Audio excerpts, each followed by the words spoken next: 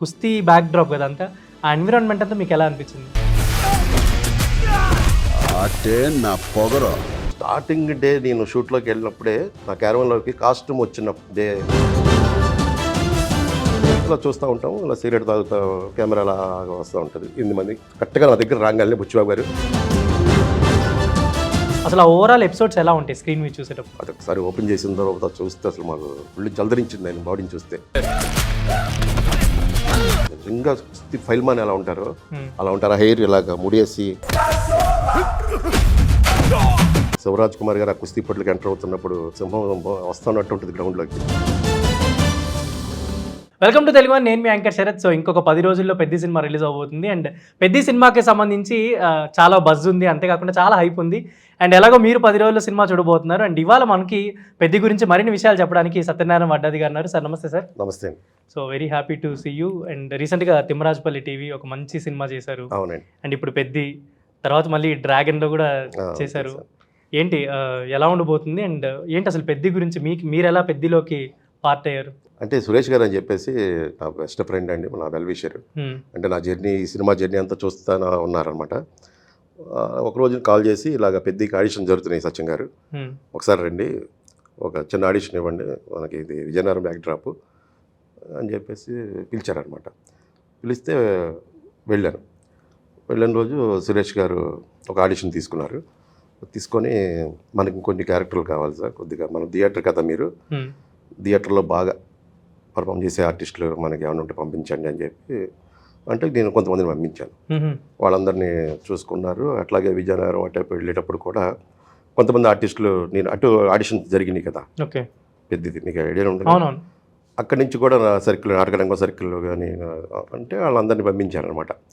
అట్లాగా సార్కి నేను ఏదో హెల్ప్ చేశానని చిన్న కన్సర్న్ ఉంది నా మీద ఉండి, నాకు ఇందులో ఇప్పుడు కుస్తీ పోటీల సంఘం కొంతమంది పెద్దలు ఉంటారు, సంఘం పెద్దలు, అందులో ఒక క్యారెక్టర్ని సార్ నన్ను పిలిచారనమాట. సో మీరు వన్ ఆఫ్ ది క్యారెక్టర్, ఇప్పుడు పెద్దలో మెయిన్ ఇంపార్టెంట్ క్యారెక్టర్ అనుకోవచ్చు. ఏంటి మీరు ఫస్ట్ టైం పెద్ద సెట్లోకి వెళ్ళి ఆ వర్కింగ్ అంతా స్టార్ట్ చేసినప్పుడు ఆ కుస్తీ బ్యాక్ డ్రాప్ కదంతా ఆ ఎన్విరాన్మెంట్ అంతా మీకు ఎలా అనిపించింది? చాలా బాగుందండి. అసలు ఎంతంటే అసలు ముందు స్టార్టింగ్ డే నేను షూట్లోకి వెళ్ళినప్పుడే నా క్యారవన్లోకి కాస్ట్యూమ్ వచ్చిన డే నుంచి, ఆ అవర్ నుంచి ఒక పాజిటివ్ ఎనర్జీ వచ్చేసింది. ఆ కాస్ట్యూమ్ చూడంగానే ఫస్ట్ నేను, అరే భలే కాస్ట్యూమ్ ఉంది, భలే ఉంది కాస్ట్యూమ్ డిజైనింగ్ అంతా అని. ఒక క్యాప్, ఎర్ర గులాబీ సినిమాలో కమల్ హాసన్ గారి క్యాప్ ఉంటుంది, మీకు ఐడియా ఉంది కదా, అలా అది. ఒక వైట్ కలర్ రైబాన్, అంటే గ్లాసు బ్లాక్ గ్లాస్ కాదు, వైట్ కలర్ గ్లాస్ రైబాన్, అది గోల్డ్ ఫ్లాగ్, మన పాత రోజుల్లో గోల్డ్ ఫ్లాగ్ సిగరెట్ ఉండేది, మీకు ఐడియా ఉంది లేదు. ఆ సిగరెట్ బాక్స్ ఉంటుంది చేతిలో ఎప్పుడు సిగరెట్ ఉంటుంది. ప్రతి షాట్లో సిగరెట్తోనే ఉంటాను నేను. అసలు ఆ లుక్ మొత్తం రెడీ అయిన తర్వాత నేను క్యారవాన్ నుంచి వచ్చి డైరెక్షన్ డిపార్ట్మెంట్ కలంగానే అందరూ ఒకసారి బిల్లెవన్ సార్ లుక్ అన్నారు. ఫస్ట్ ఇంప్రెషన్ ముందు డైరెక్షన్ డిపార్ట్మెంట్ అంతా, అందులో సురేష్ గారు కానీ శ్రీనివాస్ గారు కానీ చూసి భలే సెట్ అయిందండి లుక్ అన్నారు. సార్ డైరెక్ట్గా సార్ చూపిద్దామని మా అందరినీ, మాకు 8 మంది సంఘం పెద్దలు అందరం వెళ్ళి సార్ ముందు ఉంచున్నాం. అందరం చూసి బాగున్నారు, గుడ్ సూపర్గా ఉన్నారు అని అన్నారు. ఫస్ట్ షార్ట్ పెట్టారండి, ఇట్లా కూర్చొని ఉంటాం 8 మంది. అక్కడ కుస్తీ పోటీలు జరుగుతూ ఉంటాయి, దాన్ని మేము చూస్తే ఎంజాయ్ చేస్తూ ఉంటాం అనమాట. ఎందుకంటే కుస్తీ పోటీలని నిర్వహించేది మేము, ఆ సంఘానికి పెద్దలం, వాటికి పెట్టుబడి పెట్టి ఆర్గనైజ్ చేసేది మేము, మీ 8 మంది. ఇలా చూస్తూ ఉంటాం, ఇలా సిగరెట్ తాగుతూ ఉంటాను, కెమెరా అలా వస్తూ ఉంటుంది. 8 మంది కరెక్ట్గా నా దగ్గర రాగానే బుచ్చిబాబు గారు, ఆ కెమెరా అక్కడ ఆగండి, ఆ క్యాబ్ దగ్గరికి వెళ్ళండి, క్లోజ్ వెళ్ళండి అని చెప్పి సారు అసలు చాలా బాగా నన్ను అప్రిషియేట్ చేశారు. అసలు చాలా బాగున్నారు సార్, క్యాబ్ సూపర్ సార్, నవ్వండి సార్, దమ్ లాగండి సార్. అది నా ఫస్ట్ ఎక్స్పీరియన్స్. ఫస్ట్ డే 1 నాకు ఒక పాజిటివ్గా స్టార్ట్ అయింది షూటింగ్ అంతా. సో మాకు అంటే ఎక్కడైతే ఫస్ట్ క్రికెట్ చూపించారో అది కాకుండా కుస్తీ ఎపిసోడ్స్ చాలా కనిపిస్తుంది మనకి, ట్రైలర్లో కావచ్చు, వీటన్నిటిలో. కుస్తీ బ్యాక్ డ్రాప్లో చాలా బాగా జరిగింది కాబట్టి రామ్ చరణ్ గారు కుస్తీ అవన్నీ చేసేటప్పుడు మీరు దగ్గరుండి ఇంత చూసారు కాబట్టి అసలు ఆ ఓవరాల్ ఎపిసోడ్స్ ఎలా ఉంటాయి స్క్రీన్ మీద చూసేటప్పుడు? చాలా బాగుంటాయండి, చాలా బాగుంటాయి. ఎందుకంటే సారు అసలు ఆ బాడీ ముందు సెట్లోకి వచ్చే ముందు ఇట్లాగా టవల్ కప్పుకొని వస్తారు. అది ఒకసారి ఓపెన్ చేసిన తర్వాత చూస్తే అసలు మాకు ఒళ్ళు జలదరించింది ఆయన బాడీని చూస్తే. అసలు నిజంగా కుస్తీ ఫైల్ మ్యాన్ ఎలా ఉంటారో అలా ఉంటారు. ఆ హెయిర్ ఇలాగ ముడేసి, మీరు చూసి ఉంటారు కదా ట్రైలర్ షాట్లలో, వేసి అసలు అలా నించొని ఉంటే జోడి కుస్తీ జరుగుతుంటుంది. జోడి కాదు 10 మంది వచ్చినా కొట్టేటట్టుగా ఉన్నారు ఆయన. అంత ఎనర్జీగా ఉండదు, అంత బాగా చేశారు. కాదు, మామూలు కుస్తీ అంటే జనరల్లీ మనం రెగ్యులర్ కుస్తీ చూస్తే బాగా దెబ్బలు తగులుతాయి. అవును. అట్లీస్ట్ గట్టిగా ఇట్లా పట్టుకున్నా కూడా గోర్లు అవన్నీ దిగిపోతాయి. అవును. మీరు చేసేటప్పుడు ఇవన్నీ ఎలా వాళ్ళు చేసేటప్పుడు చూసుంటారు కదా, రామ్ చరణ్ గారైనా మీ ఆ టీం అంతా. పాపం చాలా అండి. ఇప్పుడు మన సంజయ్ కానీ వాళ్ళందరూ, గగన్ విహార్, వీళ్ళందరూ కూడా ఉన్నారు కదండి. వాళ్ళకి దెబ్బలు తగిలినాయి, వాళ్ళు బాగా కష్టపడ్డారు. అలాగే రామ్ చరణ్ గారికి కూడా మోకాలు కొట్టుకుపోవటం, ఇక్కడ చిన్న చిన్న ఇంజురీస్ అవ్వటం, ఈ చెయ్యి కొద్దిగా బెనకటం, ఇట్లాగా చాలా కష్టపడ్డాడు ఆయన. ఇప్పుడు క్రికెట్ ఒక ఎపిసోడ్ చెప్తున్నారు, తర్వాత కుస్తీ ఒకటి ఎపిసోడ్ చెప్తున్నారు, లాస్ట్ ఫైనల్ ఏదో ఈ అథ్లెట్ గురించి అదంతా ఒక డిస్కషన్ అవుతుంది, రన్నింగ్ దాని గురించి. ఏంటి అసలు ఎలా ఉండబోతుంది, ఓవరాల్ సినిమా ఎలా ఉండబోతుంది? ఓవరాల్గా సినిమా అంటే సూపర్ సార్, సూపర్గా ఉంటుంది సినిమా, అందులో డౌటే లేదు. చాలా బాగుంటుంది. అదే మన అనంత శ్రీరామ్ గారు చెప్పారు కదా, 10 సంవత్సరాలకి మంచి సినిమాలు వస్తే అద్భుతమైన సినిమా 10 సంవత్సరాలకు ఒకటి వస్తుందని. అది పెద్ద. కానీ ఏంటంటే చాలా బలమైన బ్యాక్ డ్రాప్ తీసుకున్నారు బుచ్చిబాబు గారు అనేది చాలా ఇండస్ట్రీ సర్కిల్ అంతా కూడా వినిపిస్తుంది. ఈ క్రాస్ ఓవర్ అథ్లెట్ అని చెప్పని ఒక డైలాగ్ వేశారు, పెద్ద ఆన్ హిస్ ఫీట్ అని చెప్పని. అది అంటే మనం జనరల్ రివీల్ చేయకూడదు, కానీ ఒక బలమైన అంశం ఉంది పెద్ద, ఆయన పోరాడేది, ఢిల్లీ వెళ్ళేది, ఇదంతా కూడా చాలా కాన్సెప్ట్ చూపిస్తుంది. ఏంటి మీకు ఎంతవరకు దీని గురించి చెప్పొచ్చు, ఒకసారి చెప్తారా? అంటే ఇప్పుడు సబ్జెక్టు రివీల్ చేయకూడదు కానీ అండి, ఆ ఢిల్లీ ఎపిసోడ్ అయితే మాత్రం చాలా బాగుంటుంది. ఏంటి శివరాజ్ కుమార్ గారు సెట్లో ఆయన కూడా చాలా యాక్టివ్గా ఈ కుస్తీ వాళ్ళందరితో కలిసి ఒక ఫన్ మూమెంట్ వీడియో కూడా ఒకటి రిలీజ్ చేశారు. ఏంటి ఆయన పాత్ర ఎలా ఉండబోతుంది ఇంట్లో? చాలా బాగుంటుందండి, చాలా బాగుంటుంది. అసలు ఆయన వస్తూ ఉంటే అసలు ఓపెనింగ్ ఎంట్రన్స్ శివరాజ్ కుమార్ గారు ఆ కుస్తీ పొట్లకి ఎంటర్ అవుతున్నప్పుడు కొన్ని షాట్లు పెడతారు, మేము అందరం కూర్చొని ఉంటాం. సార్ వచ్చినప్పుడు లేసి ఆయనకి వెల్కమ్ చెప్పి కూర్చోబెట్టేది, వస్తున్నప్పుడు ఒక సింహం వస్తున్నట్టు ఉంటుంది గ్రౌండ్లోకి. చాలా బాగుంటుంది ఆయన ఎంట్రీ కనుక సినిమాలో. సో అంటే పెద్ద లాంటి సినిమాలు అంటే ఇందాక మీరు అన్నట్టు ఒక 10 ఏళ్ళకి ఒకసారి వస్తుంది, అండ్ ఇలాంటి బ్యాక్ డ్రాప్ తీసుకోవడం కూడా చాలా మందికి ఇన్స్పైరింగ్గా అనిపిస్తుంది అని చెప్పి స్టోరీ అందరూ చెప్తున్నారు. ఒక పెద్ద సినిమా, ఇంతమంది క్యాస్ట్ అండ్ క్రూ, ఇంత పెద్ద టీము, ఇంత పెద్ద బడ్జెట్, ఓవరాల్ సెట్ అంతా వర్కింగ్ ఎక్స్పీరియన్స్ ఎలా ఉండేది? చాలా బాగుండేదండి. అంటే ఒక పెద్ద సినిమా చేస్తున్నంత అదేం ఉండేది కాదు, కూల్గా జరిగేది వర్క్ అంతా. దానికి కారణం ఏంటంటే డైరెక్టర్ గారు, ఆయన అసలు ఎక్కడ హడావిడి చేయటం కానీ, ఈ డైరెక్షన్ టీం కానీ ఎవ్వరు ఏముండదు, అలా కావాల్సిన వర్క్ అంతా ప్లానింగ్గా ఉంటుంది. ముందు రోజే సెట్లోకి రావటం, వర్క్ చేసుకోవడం, వెళ్ళిపోవటమే, అంతే తప్ప అసలు ఎక్కడ పెద్ద హడావిడి అరుపులు కేకలు అలాంటివి ఏమి ఉండవు. అండ్ మీరు చిరంజీవి గారు సెట్లోకి వచ్చినప్పుడు మీరు ఉన్నారు అక్కడ? అవునా అండి. ఏమన్నా అంటే మీ అందరితో ఏమైనా మాట్లాడారా చిరంజీవి గారు? అంటే రావటం డైరెక్ట్గా మోనిటర్ దగ్గరికి వెళ్ళారు. అప్పుడే రామ్ చరణ్ గారి ఫైట్ జరుగుతుంది, దాన్ని మోనిటర్లో చూసి సార్ ఎంజాయ్ చేశారు, సుకుమార్ గారు వీళ్ళంతా. తర్వాత చెప్పారు. అండ్ పెద్దతో పాటు మీరు డ్రాగన్లో కూడా చేస్తున్నట్టు ఇన్ఫర్మేషన్ ఉంది.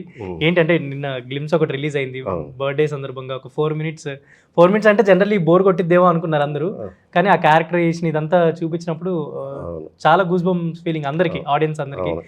డ్రాగన్ ట్రెండ్ ఇది, గ్లిమ్స్ 4 minutes రిలీజ్ చేయడం అనేది. ఎలా ఉండబోతుంది మీ క్యారెక్టర్ డ్రాగన్లో? అది చిన్న మినిస్టర్ క్యారెక్టర్ అండి, సెంట్రల్ మినిస్టర్ క్యారెక్టర్. నలుగురు ఉంటాం, నేను, ప్రభావతి గారు, ఇంకో నలుగురు. సార్ తోటి డైలాగ్స్ ఉంటాయి, బాగానే ఉంటుంది. స్క్రీన్ ప్రెజెంటేషన్ ఉంటుంది బాగా. ఇంకా నెక్స్ట్ ఏం సినిమాలు చేస్తున్నారండి?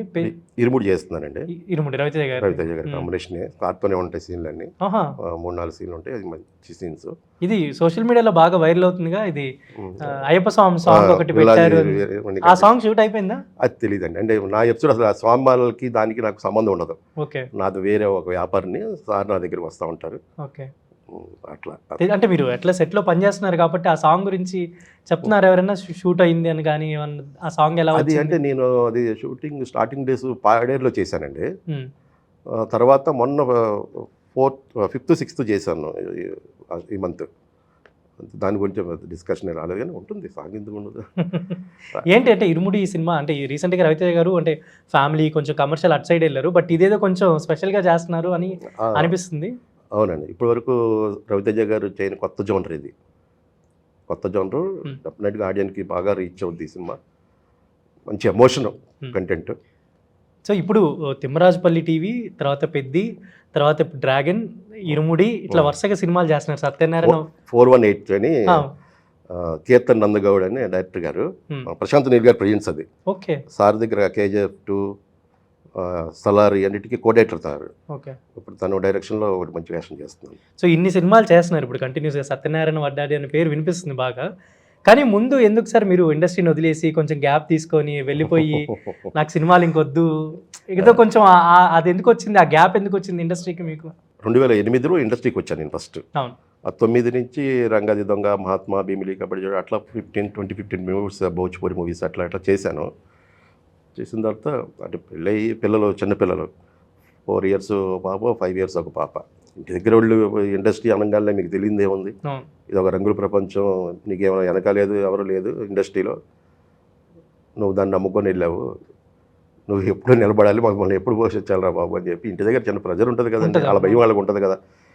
ఇప్పుడు అందుకని నేను వెళ్ళిపోయాను అనమాట. ఇంక సర్లే ఇంకెందుకు మన టైం లేదేమో, ఇండస్ట్రీకి మనకి రాసి పెట్టలేదేమో, ఇది కాదు అంతమందిని బాధ పెట్టి మనం ఇక్కడ ఉండడం అని చెప్పేసి వెళ్ళిపోయి ఇంకా నేను మళ్ళీ రీసెంట్గా టచ్ జగదీష్కు ముందు 7/11 PM అని ఒక మూవీ చేశాను. చైతన్య గారు డైరెక్టర్, ఆయన ఆస్ట్రేలియా ఎన్ఆర్ఐ. అతను ఒక సినిమా తీశారు, మంచి సినిమా అది మైత్రి మూవీస్ రిలీజ్ చేశారు. అందులో పసుపొన్నయ్య అని ఒక మంచి విలన్ క్యారెక్టర్ చేశాను. ఆ క్యారెక్టర్ చేసినప్పుడు దాని పోస్ట్ ప్రొడక్షన్ ప్రాసెస్లో హైదరాబాద్ వచ్చాను డబ్బింగ్ అయి చెప్పడానికి. వచ్చినప్పుడు నేను ఆ పాత పరిచయాలు ఉన్నాయి కదా, 2008-9 ఆ పరిచయాలు, మహాత్మా టైం చేసిన కొద్ది డైరెక్షన్ డిపార్ట్మెంట్ వాళ్ళు ఉన్నారు కాబట్టి ఒక మేనేజర్కి ఫోన్ చేశాను. ఫోన్ చేస్తే ఆయన ఉమాశంకర్ అని చెప్పేసి అతను నాకు బాగా మంచి వెల్ విషర్. అతను చాలా సినిమాలు చెప్పాడు ఆ రోజుల్లో. అతను ఫోన్ చేస్తే, సత్యనారాయణ గారు ఎక్కడున్నారండి బాబు, ఇన్నాళ్ళు ఎక్కడికి వెళ్ళిపోయారు అంటే, లేదండి మళ్ళీ ఒక సినిమా చేస్తున్నాను, దాని ప్రాసెస్లో వచ్చాను ఇక్కడ హైదరాబాద్ అంటే, ఇమీడియట్గా మీరు అలా లొకేషన్ పెడతాను, మీరు రండి, అది శివ నిర్వాణ గారి ఆఫీసు, అది టక్ జగదీష్, నాని గారి టక్ జగదీష్ అని చెప్పి ఇంకా టక్ జగదీష్కి వెళ్ళటం, ఆ టక్ జగదీష్లో వేషం పట్టడం, ఇంకా ఆ రోజు నుంచి మళ్ళీ వరకు ఇలా కంటిన్యూ అవుతాయి. అయితే మీరు మామూలుగా నాటకాలు బ్యాక్ డ్రాప్, నాటకాలు బాగా వేసేవాళ్ళు, నాటకాల్లో నంది అవార్డు కూడా వచ్చింది. కానీ సడన్గా అంటే ఇండస్ట్రీ సైడ్ వచ్చి మళ్ళీ గ్యాప్ తీసుకొని, ఎందుకని అంటే వేషాలు వేయకూడదు మానేయాలని అనుకోవడానికి పర్సనల్ రీజన్ చెప్పారు, ఇప్పుడు ఫ్యామిలీ బ్యాక్గ్రౌండ్ ఇదంతా కూడా. కానీ ఫస్ట్ నుంచి మీరు మంచిగా నాటకాలు అవన్నీ వేసేవాళ్ళు కదా సార్ కంటిన్యూస్గా? ఫస్ట్ నుంచి థియేటర్ ఆర్టిస్ట్. నా 10th క్లాస్ నుంచి నేను స్టేజ్ ఆర్టిస్ట్ అండి. నాకు నాటకం వేసేవాడిని. అట్లా నాటక రంగంలో ఉంటున్నప్పుడు ఏ ఆర్టిస్ట్ అయినప్పుడు నాటకాలు ఆడారంటే నటన మీద ఒక ప్యాషన్ ఉన్నట్టే కదా. ఫైనల్ గోల్ ఏంటి, ఇండస్ట్రీకి వచ్చి సెటిల్ అవ్వాలనే కదా ఉంటుంది. అలా ఉండేది, అది అందుకని అలా రావాల్సి వచ్చింది. మీరు ఫస్ట్ చేసిన సినిమా ఏంటి సార్? అంటే మీరు థియేటర్ దగ్గర నుంచి అంటే నాటకాల దగ్గర నుంచి సినిమాకి వచ్చినప్పుడు చేసిన ఫస్ట్ సినిమా ఏంటి? ఫస్ట్ సినిమా కాదు సార్ నాది, శుభలేఖ అనే సీరియల్. దాంట్లో అవకాశం నాకు ఎంఎస్ చౌదరి అని చెప్పేసి, నేను చౌదరి అన్న అంటుంటాను, నాకన్నా వయసులో చిన్నోడే కానీ అన్న అన్నది గౌరవ పదం అంతే, అన్నట్టు నాకన్నా పెద్ద కాదు. ఆయన ఈ శుభలేఖ, శ్రవంతి ఈ సీరియల్స్ చేసేవాడు. ఎంఎస్ చౌదరి అంటే మీకు తెలుసు కదా మీకు. అతను నాటకాల్లో కూడా ఇంకొన్ని ఆడాను. అతనితో పాటు ఆడినప్పుడు కొద్దిగా నేనంటే నటుడిగా బాగా ఇష్టపడతాడు అతను, ఒక మంచి టైమింగ్ ఉన్న ఆర్టిస్టు అని చెప్పేసి. అట్లాగే శుభలేఖ సీరియల్లో ఒక వేషం ఇప్పించారనమాట. శుభలేఖ సీరియల్ కానీ జంక్షన్ మూవీలో కానీ తన ప్రోత్సాహంతోనే వచ్చినాయి. ఇంకా అప్పటి నుంచి ఇంకా కంటిన్యూ అవుతూనే ఉన్నాను. అయితే ఇప్పుడు నాటకాలు చేసిన తర్వాత ఇండస్ట్రీకి వచ్చారు, మధ్యలో గ్యాప్ తీసుకున్నారు కొన్నేళ్ళు. ఆ గ్యాప్ టైంలో నాటకాలు వేసారా, లేదంటే అసలు కంప్లీట్ అది కూడా వదిలేసారా? లేదండి, నాటకాలు ఉంది. ఎక్కడ తీరని కోరిక అక్కడ తీర్చుకునేవాడిని.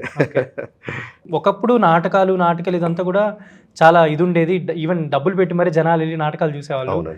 అప్పట్లో ఒక చరిత్ర ఉండేది నాటకాలన్నిటికీ. కానీ ఇప్పుడు రాను కొంచెం నాటకాలు తగ్గిపోయినాయి, చాలా ప్రదర్శనలు కూడా చాలా తక్కువ చోట్ల పరిషత్తులు ఇలా పెట్టినప్పుడు వేస్తున్నారు కదా. కానీ నాటకాల వాళ్ళకి అంత ఫీడింగ్ అయినా అదంతా ఉండేది కాదు కదా ఇప్పుడు.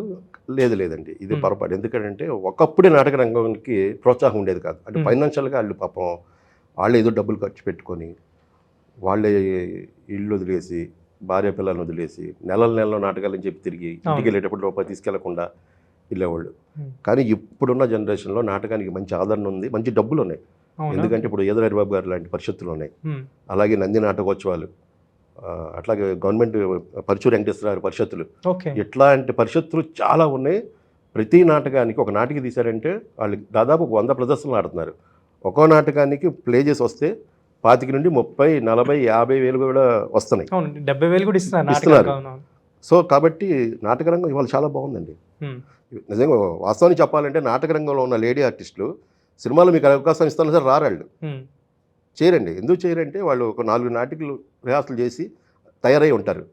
ఒక్కో నాటికి 25-30 ప్రదర్శనలు ఆడుతూ ఉంటారు. అలాగే 4 ప్రదర్శనల మీద సంవత్సరం మొత్తం మీదకి వాళ్ళు ఖాళీ లేకుండా 365 రోజులకి కనీసం 250 రోజులు వాళ్ళు బిజీగా ఉంటారండి. సినిమా ఆర్టిస్టుల కన్నా వీళ్ళే బిజీ అయితే. ప్రదర్శనకి 5,000 ఇస్తారండి, రిహార్సల్కి వస్తే 1000 రూపాయలు ఇస్తారు. అవును. ఇంకేం కావాలి? మంచిగా మర్యాదలు, గౌరవం అన్నీ ఉంటాయి. మీరు మహాత్మా సినిమా ఒకటి చేసినట్టున్నారు, శ్రీకాంత్ గారిని పొడి చేసి అది రెండో సినిమా అండి అది. మీకు బాగా మీరు చేసిన క్యారెక్టర్స్ లో బాగా గుర్తున్న క్యారెక్టర్ ఏంటి ఇప్పటి వరకు? అప్పట్లో నాకు మంచి బ్రేక్ ఇచ్చిన సినిమా మహాత్మా అండి. మహాత్మా కదా. మహాత్మా సత్యం అనేవాళ్ళు ఉమ్, చాలా వరకు. అందులో నాకు మంచి అవకాశం. అది యాక్చువల్గా ఆ సినిమాలో ధనరాజ్ అని చెప్పి కాస్టింగ్ చూశాడండి. తను నా నాటకాలన్నీ చూసిన అతనే, నేను Okay. నాటకాలు చూసిన అతనే కాబట్టి ఒక క్యారెక్టర్ ఉంది, శేఖర్ బ్రదర్ క్యారెక్టర్ సచిన్ గారు రండి అని చెప్పేసి అంటే నేను వెళ్ళా. లక్ ఏంటంటే ఉత్తేజ్ గారు తెలుసుగా, అవును ఉత్తేజ్ గారు ఆ సినిమాకి వర్క్ చేస్తున్నారు. అవును.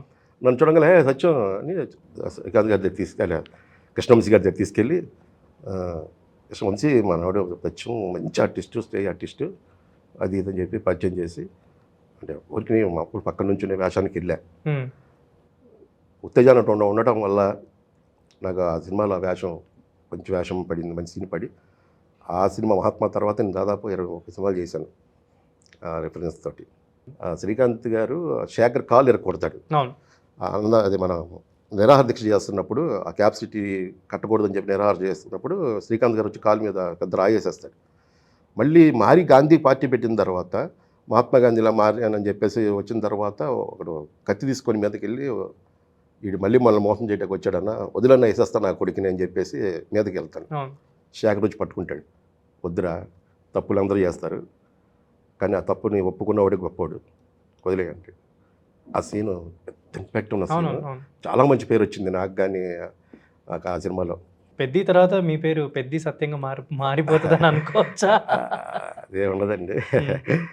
ఏమో మా ఇది అలా వస్తే ఆ సో ఇంకొక రికగ్నైజేషన్ 10 రోజుల్లోనే ఉంది కాబట్టి సినిమా, అంటే జనాలకి ఆడియన్స్కి నార్మల్గా ఫ్యాన్స్ అంటే వాళ్ళు వెయిట్ చేస్తుంటారు ఎప్పుడెప్పుడు వస్తుంది. అందులో ఈ సినిమా కోసం కూడా రామ్ చరణ్ గారు పెట్టిన డెడికేషన్ ఇదంతా కూడా కనిపిస్తుంది మనకి, ఆ కనిపిస్తుంది. బాడీ బిల్డింగ్ ఇదంతా కూడా. అవును, సినిమా ఓవరాల్గా ఎలా ఉండబోతుంది పెద్ది అంటే ఏం చెప్తారు సార్? సూపర్ అండి సినిమా, చాలా బాగుంటుంది. చెప్తున్నాను కదా, లాస్ట్ క్లైమాక్స్ మీరు కనుక ఉమ్, కళ్ళమ్మని నీళ్ళు పెట్టుకొని బయటకు వస్తారండి. ఇంకేం కావాలి అంతకన్నా? ఒక గ్లోబల్ స్టార్ మిమ్మల్ని ఏడిపించారు అంటే, మిమ్మల్ని ఆలోచింపజేశారు అంటే, అంతకన్నా ఆడియన్కి ఏం కావాలి? ఇప్పుడు ఒక కమర్షియల్ సినిమా, ఒక ఫైట్లు, పాటలు అది కాదు, ఒక మంచి మెసేజ్ ఉండి, ఒక గుండె బరువెక్కిపోయే సన్నివేశాలను చూసి మనం బయటకు వస్తే అంత అసలు మర్చిపోం కదా. ఉమ్. ఒక 4-5 రోజులు అది ఉండిపోద్ది మన మైండ్లో. అలాంటి అనుభూతి కలిగింది సినిమా చూసిన తర్వాత అందరికీ. Super sir, very happy and thank you so much. చాలా తక్కువ టైంలో వచ్చారు, అంటే చాలా బిజీగా ఉన్నారు ఇంటర్వ్యూలు, కంటిన్యూస్ ప్రమోషన్స్లో, అండ్ వెరీ హ్యాపీ. ఎలాగైతే మీకు ఇంతకుముందు ఒక మంచి పేరుంది నాటకాల్లో, ఇప్పుడు పెద్ది, డ్రాగన్, ఇరుముడి, ఇలా సత్యనారాయణ అంటే నెక్స్ట్ ఇంకా కంటిన్యూస్ పెద్ద సినిమాలన్నీ మీరు చేయాలని కోరుకుంటున్నాను. అండ్ పెద్దితో మీకు ఒక మంచి రెస్పాన్స్ ఆడియన్స్ నుంచి రావాలని కోరుకుంటున్నాను. థ్యాంక్ యూ అండి, thank you so much. Thank you very much. ఝన్ ఝన్ ఝన్ తెలుగు వన్